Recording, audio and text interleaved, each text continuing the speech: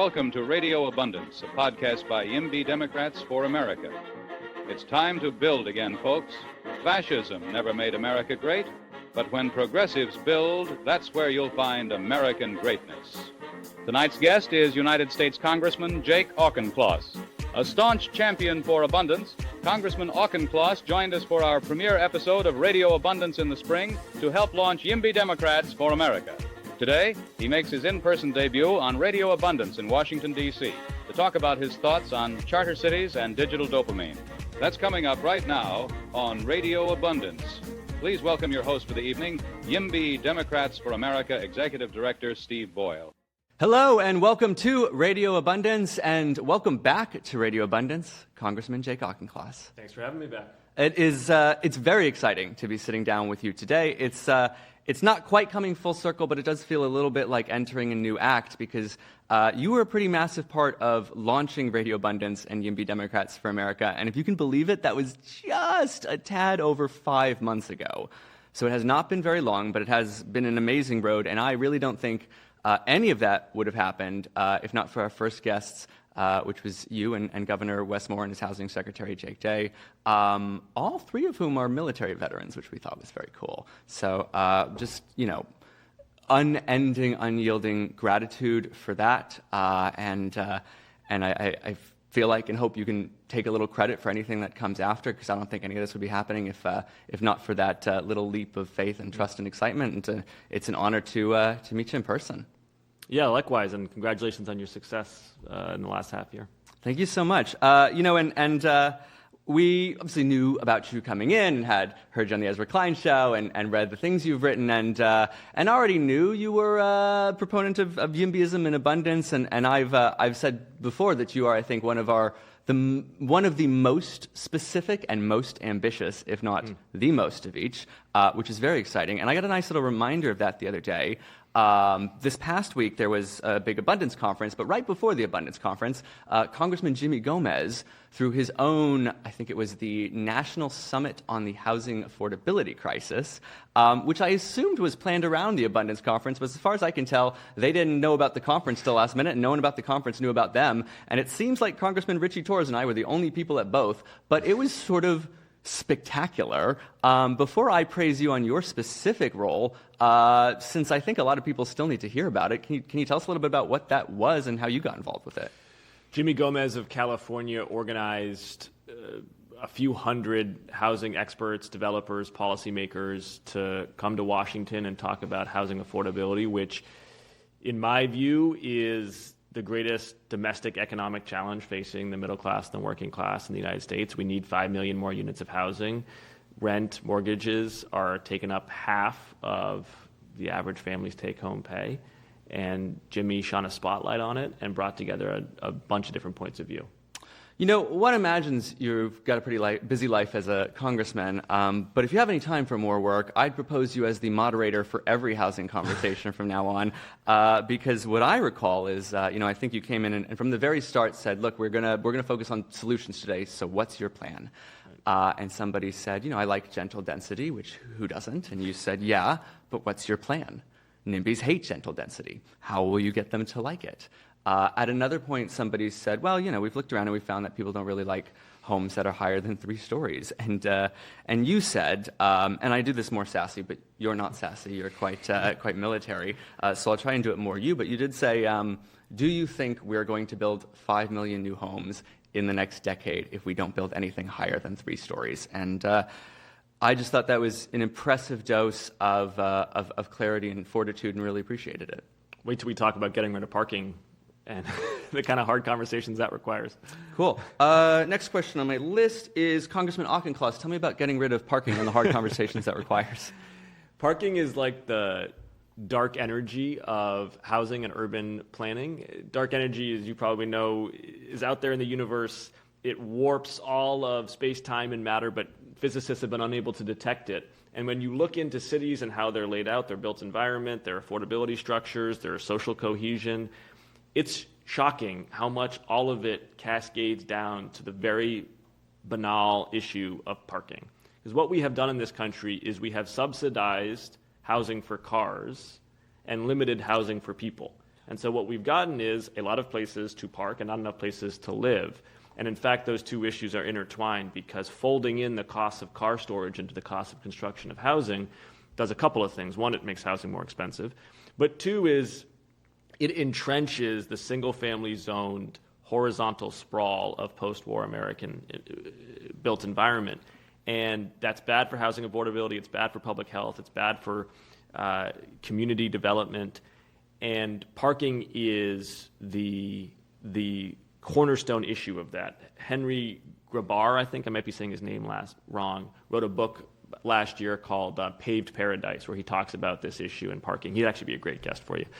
And when you go after parking, it's like the Social Security of local politics. It's like it's the third rail that you touch. But I had a lot of fun as a city councilor waging battles to get rid of parking minimums and to basically force the public to stop subsidizing car storage. You know, I like to say that America does have abundant housing, and in fact, abundant free housing. It's just for people's most valuable possessions and not for people. Right. You gave me a guest recommendation. I'll give you a partner recommendation. I think Congressman Laura Friedman, who made significant progress in this California, would be quite a good ally on this. Terrific. She's a member of the Build America Caucus as well, and you're right, she has done incredible work at the state level on housing and parking issues, and done it in a really challenging political environment. You also see up in more northern California, I think Buffy Wicks in the state assembly is terrific on this issue as well, and demonstrating that there's the dichotomy between being sort of a YIMBY and being pro-tenant protections is a false one. What someone like Buffy does so effectively is advocate for strong tenant protections and advocate for more housing. I mean, it feels like we've got our hands pretty full trying to build homes and defeat fascism. When do we get to have the parking? I mean, when would that even become a realistic thing to bring up in Congress? So first of all, I don't think it's an issue that really belongs at the federal level. Yeah. I'm a federalist and think that we want our states and cities doing the bulk of domestic policy making, and I've never been more confident in my view of that than I have with Donald Trump in the White House, when our most important bulwark probably has been the 10th Amendment and this idea of the separation of powers between state and federal government.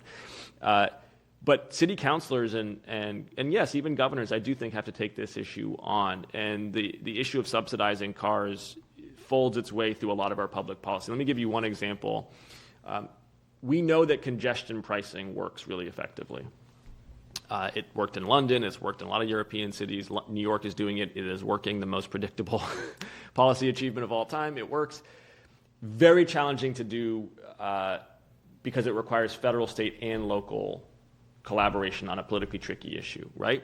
There is another way to basically get to congestion pricing, which is to say to do market-based pricing of parking in the inner core of a city. You're functionally doing the same thing. You're saying if you're driving into the city, you will pay. You're going to pay to internalize that, but you're doing it when you store your car versus when you are driving under a toll. And on the parking issue, cities don't need state and federal sign-off.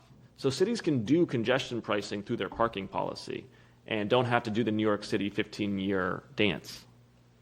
You know, you think about pedestrianizing cities and making them more walkable, and you have all the challenges of changing something. And we know, of course, that cities used to be, the roads used to be for pedestrians and horses, right? Streetcars were so filled American cities that when the Japanese wanted to figure out how to build rail, they went to Los Angeles to study it, which sounds ridiculous today. But it is hard to change things, which brings me to this segue. You can, in fact, do things anew, and you have an op-ed out recently calling for the construction of new cities. Yes.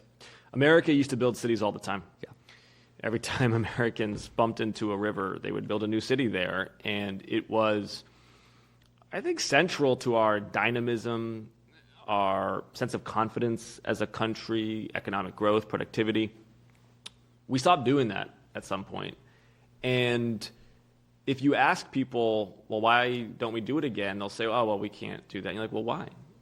Why can't we? We have plenty of land. That's not the issue. We have the need for it. We have the need for more transit infrastructure, for more housing, for more energy infrastructure. And a city is basically pressure-tested environment where all of them have to get built really fast. And so I teamed up with John Gruber, who's the chair of the MIT Economics Department, and he and I wrote a long piece for the States Forum, which is basically a journal for state policymakers, describing step-by-step how you might go about building new cities. The core idea is there is a lot of state-owned land in America that is not locally zoned and that is near existing hubs. So I'll give the example of Massachusetts, with which I'm most familiar. There are 2 decommissioned military bases in Massachusetts, both of them within 20 to 40 minutes of Boston. Hundreds of acres of paved land with a fair bit of horizontal infrastructure, including wastewater treatment. Let's build 2 cities there, right? And at one of them, we built about 7,000 units. At the other one, there's some commercial development. But truly putting a flag in the ground and saying, we are going to build 100,000 units of housing. Massachusetts needs 250,000. We are going to build a nuclear power plant. We're going to lift the moratorium in our state. We are going to think differently about the built environment. We're going to have no cars here and create really walkable communities. And people's heads will explode. And yet I would say build that city and tell me if it's not leased up within 17 milliseconds with multi-generational walkable living. I'll give you another site in the San Francisco Bay Area where I'm from. Right across the water from San Francisco, right next to Oakland, is the island of Alameda. And on the island of Alameda is an old naval base, which is just an empty, unused runway. I think it's maybe 2 miles by 2 miles, surrounded by water on 3 sides, with views across the entire bay, and maybe the best weather in the world. And it's empty. Yes. And what's cool about these ideas is that they can integrate with other experiments out there. So there's a woman, Devin Zagel, who is working on creating a new city called Esmeralda, and it's part of a project called Edge Cities. And so this is Edge Esmeralda, and what she's doing is she's basically iterating on what community looks like. So once a year, I'm going to get some of the details wrong here, but once a year, these folks come together, I think it's in California, and they live together, they bring their whole families, and they kind of figure out collectively what a different sort of municipal structure would look like. Why not invite that crew to one of these decommissioned sites? You put some basic infrastructure down, but then you don't have the chicken and egg problem so much, where it's like, well, I don't want to put $2 billion of infrastructure spending down if I'm not quite sure what's going to come with development. You do it iteratively. You create an ecosystem slowly and humbly, rather than command and control top-down planning of a city. This is an obsession of mine, and in part because I don't come from politics. I actually come from the world of large-scale events and immersive experiences and themed entertainment, which is to say a lot of my friends work for Disney and Universal Studios. And this year, in Orlando, they built Paris. I mean, their little Harry Potter world looks like Montmartre. It is walkable and beautiful and tree-lined and gorgeous buildings, and it feels the same. But if you could actually stay, and people will fly across the country and the world, they'll pay hundreds of dollars, but if you could actually sleep there and there wasn't roller coasters and mascots, it would be a crime. So building a city, this isn't elusive. I can get you their phone numbers. These aren't lost arts. It's just illegal. That's right. No, and that's true across all of the great cities of America today. New York City couldn't be built under New York City's zoning code. Boston couldn't be built under Boston's zoning code, right? We have made it illegal to build the kinds of places that people pay money to vacation at. Yeah. So the question then is, who is building them? Is it governments building them, or governments making the sort of imagineering infrastructure and then selling the land to private companies? How do you actually imagine it happening? I think it can happen in different ways, and I think you would see differences in northeastern states versus mountain west states, for example, and how it would be done, where northeastern states have more state-owned land that are near population hubs. The mountain west states have more federal land that's not near population hubs. So you're going to see different experiments. Again, I'll speak to what I just know better, which is the Northeast, which is to say, I think the key is to bypass local zoning. The key, which we can do at these decommissioned military bases, the key is to put some capital down that basically de-risks it for private sector development. You do want the private sector involved here. There is no need. The private sector wants to build housing in this country. They want to do it. They see the latent demand they want to build. So it would be, I think, a poor use of public funds to be building housing that the private sector should be paying for. But wastewater treatment and some of the basic infrastructure does need to be financially de-risked. And then I think the key is you've got to have connectivity to the labor market. So what makes it work initially is that you've got reliable commutes between the greater Boston area and this new site, which we would have in Massachusetts. And then, like I said, is sort of that Edge Esmeralda concept, which is to say, instead of like, oh, build it and they will come, in the way that like Saudi Arabia is building Noam, right? Or, Xi Jinping has this like new city next to Beijing that like some, autocrat decrees will be. No, be more humble than that. Say, hey, listen, we know that people like, here's our concept. We want to, go car free. We want to have walkable, fine-grained development. And then we're going to work with a community that actually is living that way and do it iteratively.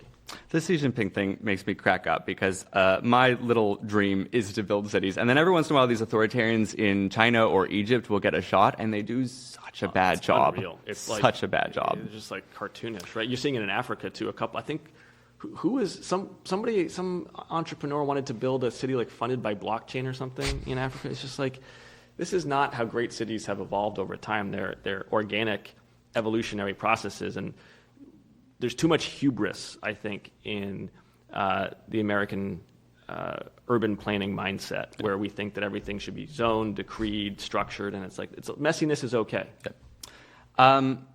There's on the public side of this, there's two things that come to mind for me, and one of them is from our earlier conversation. Mm-hmm. The first is in all the conversations about affordable housing, and we obviously know more supply makes housing more affordable, but also you need some more emergency interventions because it has been 50 years and we've got a little bit of a deficit to make up. We were talking to Zellner Myrie earlier this year. Obviously didn't win the New York City primary, but he's got quite a road in front of him. And he was talking a lot about the idea of, essentially mixed income publicly built buildings, right? Which is to say, if you want to build a lot of affordable housing and subsidized housing, and that costs money, a very nice way to pay for it is for the government to also build publicly built market rate housing that can actually bring in revenues to the government, to say nothing of mixed use and retail in the building.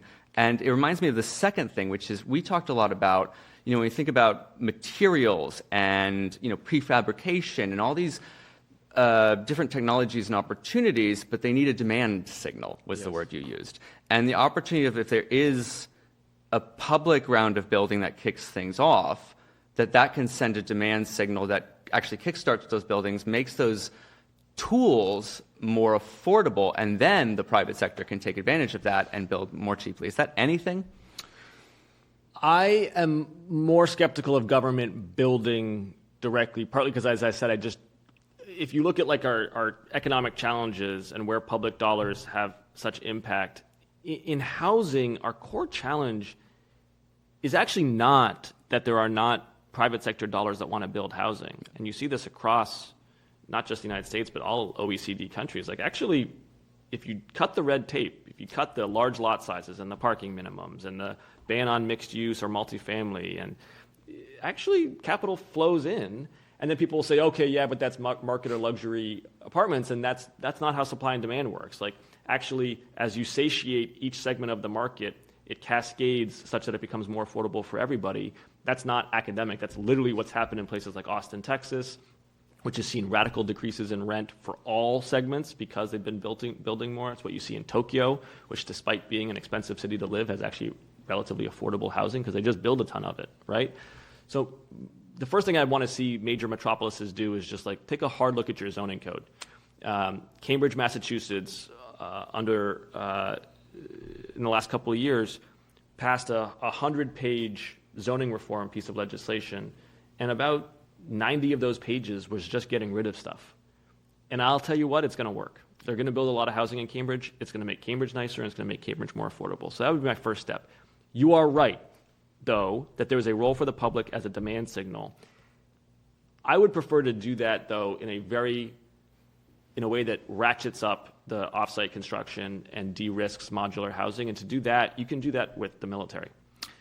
We've got lots of bases in the country. Affordable housing for our soldiers and sailors and Coast Guardsmen is a challenge. The Pentagon just puts the procurement ticket on the table. Just build it. And then what you do is you give the economies of scale and scope to the developers, the offsite construction developers, to be able to get their factories humming, and then they can offer more economical options to cities. Okay, you keep saying stuff that's in my head that I don't know we're allowed to talk about yet. Tell me more about this building housing for affordable housing for for folks in the military. Tell me more about that. Yeah, I mean, as you know, we got millions of service members, right? And they all live somewhere, whether it's on base or directly off base. But the military has a big role to play in the provisioning of that housing. A lot of it's old stock. And the one thing the Pentagon can do very effectively, oftentimes doesn't, is to issue strong demand signals for the commercial sector and then lets the commercial sector figure out all the stuff, and the Pentagon just pays for performance. Now, they don't do that enough, but with housing, they could. And then what you have is, I'll give you an example. I was talking to an off-site construction manufactured housing startup in Massachusetts, and they were saying, we probably need between 1,000 to 10,000 units a year to get our factory to a place where we can make the unit economics work, where the incredible fixed costs that we have to put down to have a factory that builds housing, make it economical, that gets amortized, and then every additional unit becomes something that's sort of unit profitable. It's pretty hard to go to a city, to go to any nonprofit developer and say, like, give me an order for 10,000 of something when it's a new technology, right? But the military has that kind of scale, right? And actually, to a certain extent, HUD has that kind of scale too. Federal Housing and Urban Development could also issue those kind of sharp demand signals, but the military is probably the easiest place because they actually have direct authority over the individuals living there. So tell me if this is fair. It sounds like on the idea that public construction can leverage economies of scale to help the rest of construction, that is a thing, but you think that would not create effective public cities, but would be very useful and helpful, A, for the military, and B, have downstream consequences across wider society and the construction industry. I think that there's a very long and grand tradition of public money de-risking new technologies. We should do that. I think military housing is a way to do that. HUD could do that potentially as well. Another way to do that, which I've written about, has been, so Fannie Mae and Freddie Mac, as you know, they securitize mortgages. So basically they subsidize demand for housing. Fannie Mae and Freddie Mac, probably within existing statute, could also help securitize construction financing for the production of housing. So they could say, hey, your cost of capital is high as a developer of housing, whether it's new technology or traditional stick-built, and we're going to help make that a more liquid market for construction financing to lower your cost of capital. That is a very pro-market way to induce more home building. It doesn't require the government to build housing itself, which doesn't have a great track record, but it's using public dollars for high leverage. And while we're talking about ways that public construction can help private construction, I think it's worth reflecting on the opposite too, which is I was almost going to ask you, okay, for these cities, does the government need to build the roads and the trees and the parks and stuff? And that is one option.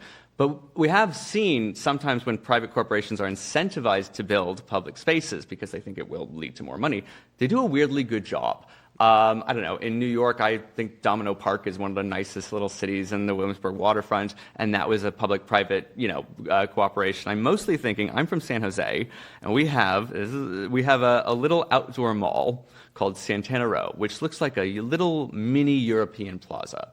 And now that the Niners play there and not San Francisco, which is now we're south, which really bums out the players who didn't realize that before they got to Santa Clara. Sorry, guys. When the team gives them a little, one sheet of what to do while they're in town, and they figure out they're not in San Francisco, it tells them to go there. But it is very lovely. It's very lovely because, like the Disney example, Disney is an extreme capitalist, and yes, it's very expensive to get in there, but private corporations are able to build interesting public spaces when they want to and think it's in their benefit.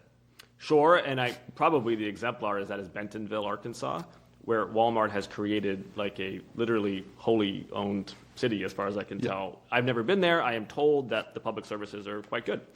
As you said, it's in Walmart's interest, right? Because basically it's a company town, and so they want everyone to, it's sort of a retention tool, right?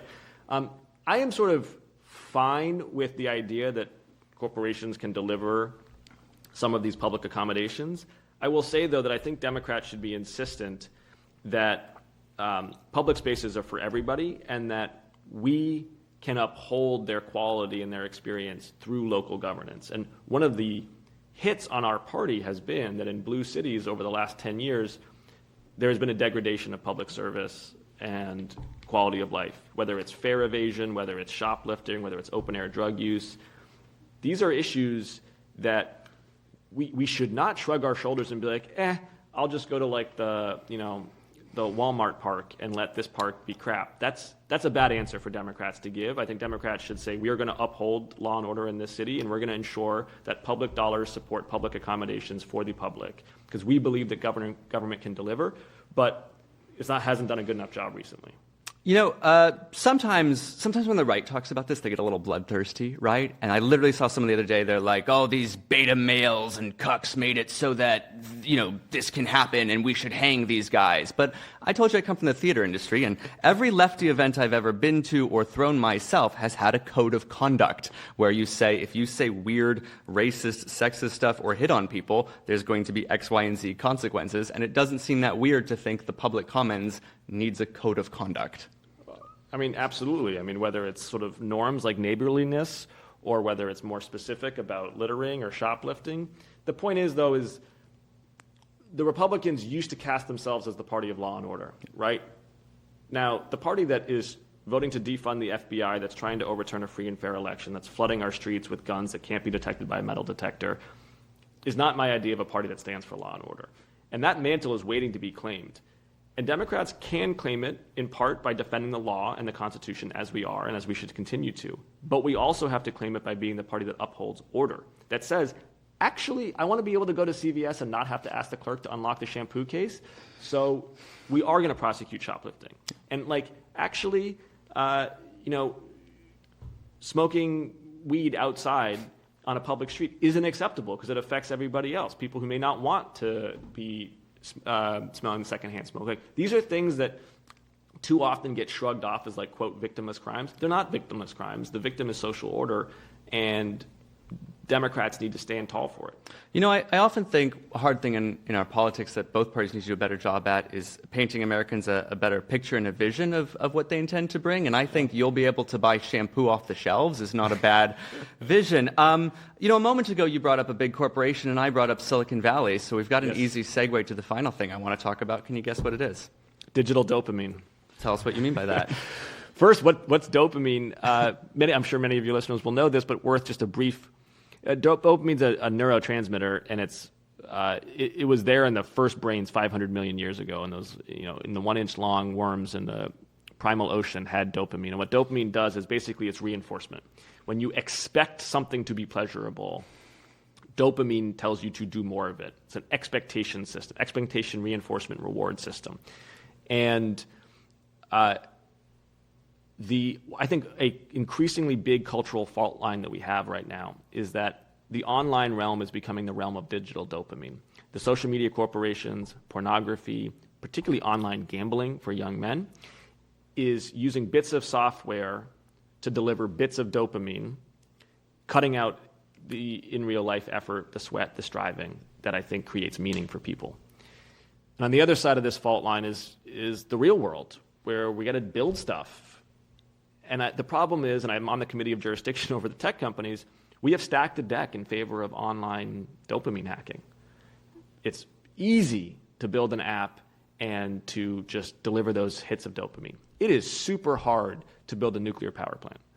And so we wonder why younger Americans are drifting into this realm. And I think the answer is we've underregulated the world of bits and we've overregulated the world of atoms.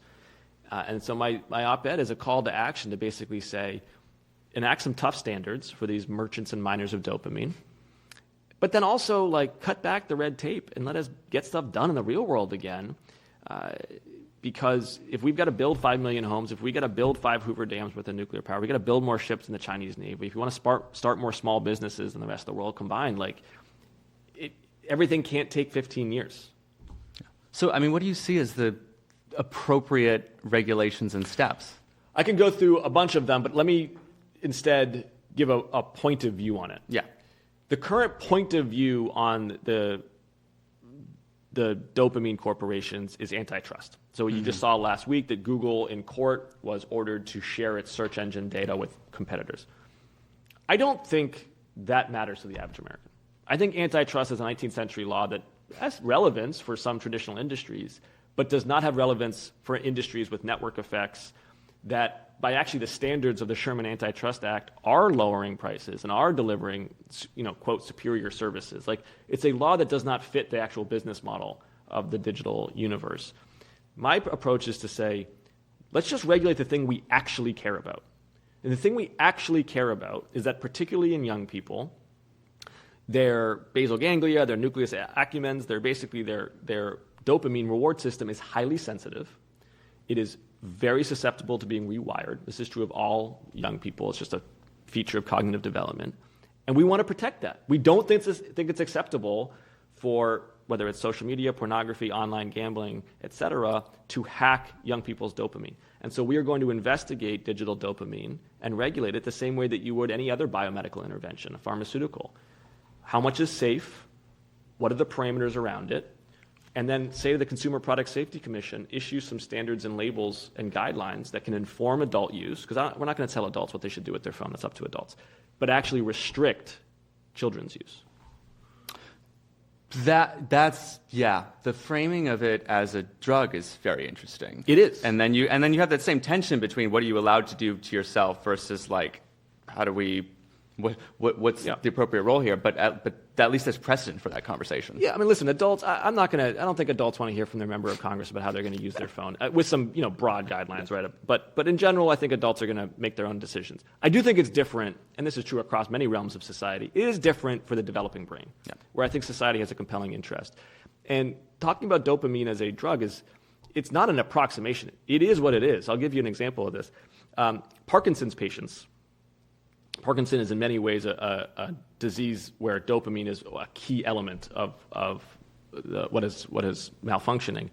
So Parkinson's patients are oftentimes given dopamine. And it's a very well understood side effect that these patients will develop compulsive gambling habits because they've been giving a drug that has rewired their reward system. And variable reward, otherwise known as gambling, right, or variable unpredictable reward triggers dopamine systems very effectively, which is why gambling has always been a problem across societies. And so we know we know that dopamine is doing this. We're seeing it. It is a medical treatment that is being regulated in another realm, but we're allowing, whereas the FDA has to approve every single dopamine treatment that a Parkinson's patient gets, like Facebook is allowed to create AI chatbots for 12-year-olds that are feeding them their own dopamine and has their own internal documents that says they're allowed to have, quote, sensual conversations with adolescents. Why isn't that being regulated? How are you going to bring that up when I'm trying to close out this podcast, man? Look, as always, you are packed to the gills with compelling literature and research and some pretty novel, a little edgy, savvy ideas. So we could spend hours with you, but your staff won't let us. So as we come to a close, what didn't I ask you that I should have? Classrooms and education, which I know is not on the thread of housing production and NIMBYism, but as you know, so much of the conversation about new housing is really a conversation about schools and people's anxiety about schools. And the hard truth that Democrats need to wrestle with is that the school closures were a catastrophe. They were much more common and much more prolonged in places governed by Democrats. This is not Monday morning quarterbacking. My day one issue when I took office in 2020 was reopening the schools because it was apparent socially, epidemiologically, that they should be open. Took way too long. The effects are catastrophic. 12th graders are at their lowest level for reading since 1992. Of the 50 million American school students, probably about 25 million are behind on either reading or math. That's the bad news. The good news is we know what to do about it. One-on-one, high-dosage tutoring on a daily basis with professionals. And it's affordable. I'm seeing it in Massachusetts. We're going to surge it to 10,000 first graders in Massachusetts thanks to Governor Healy. And this needs to be part of our platform about how Democrats are not just about lowering costs, they're also about delivering excellence in the classrooms. And we should make these social media corporations pay for it. They're the ones that have been attention fracking our children, especially during the pandemic. They will pay to deliver excellence in education for our kids. It's one of the excitements of the abundance movement is seeing, I think, some of the themes of YIMBYism applied to other areas, right? Housing, duh. Energy, duh. Transport, duh. You spoke very eloquently in our very first podcast about abundance in healthcare, and we will be doing more of that, I promise. But come back sometime and tell us about abundance in education. It is. That's exactly the right frame because it's one-on-one tutoring used to be a bespoke thing that the wealthy could afford for their children. Because of a synthesis of high-speed internet, and new pedagogical tools, every single kid can have it. And again, not academic. I've seen it in Fall River, Massachusetts. Every single kid can have high-quality one-on-one tutoring. We should have abundance of one-on-one tutoring. Just not from Facebook's sensual bots. No, humans. Humans. It's about humans. All right, speaking of humans, thank you, humans, for tuning in to Radio Abundance. I have been your host, Steve Boyle, and I am very grateful to Congressman Jake Auchincloss for joining us yet again.